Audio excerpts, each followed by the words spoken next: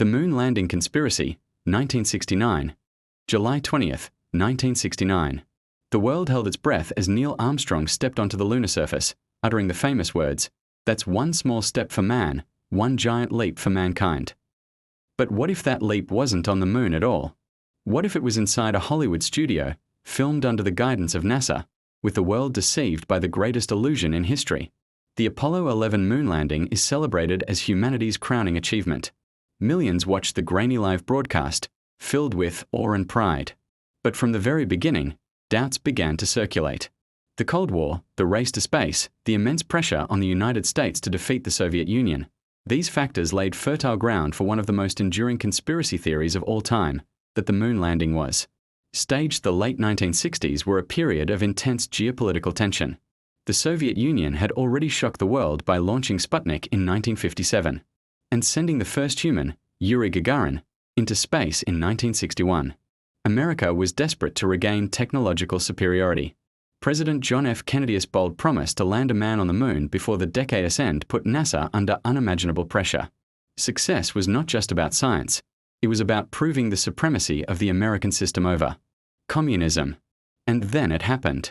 On July 20th, 1969, Armstrong and Buzz Aldrin allegedly walked on the lunar surface. But soon after, skeptics began to point out strange anomalies. The flag's movement.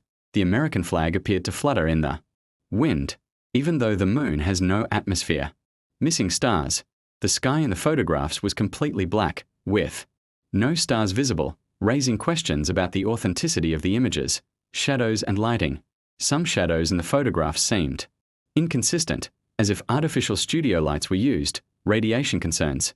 Many wondered how astronauts survived the deadly Van Allen radiation belts without adequate protection.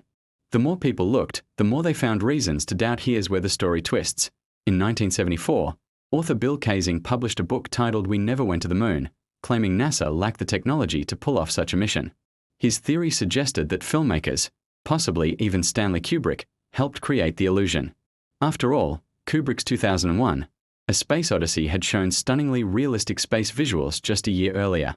Could Hollywood magic have become NASA's secret weapon? Over the decades, countless documentaries, films, and debates have reignited this theory. For some, the evidence is undeniable. Reflections in astronaut helmets, strange camera angles, and the impossibility of live broadcasting from the moon with 1960s technology. For others, it's unthinkable that thousands of NASA employees, engineers, and scientists could keep such a massive secret hidden for so long. Yet, every time skepticism rises, NASA responds with more data, moon rocks, and testimonies. Satellites have since captured images of the Apollo landing sites, showing remnants of the lunar modules. Astronauts swear by their experience. But the allure of the conspiracy never dies.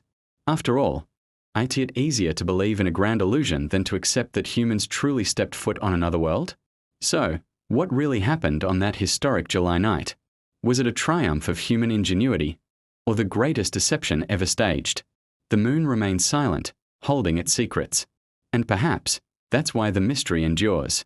Because in the shadows of doubt, the line between truth and illusion blurs, leaving us to wonder, did we really land on the moon, or are we still chasing shadows on Earth? If you've made it this far, don't forget to subscribe, hit the like button, and turn on the notification bell.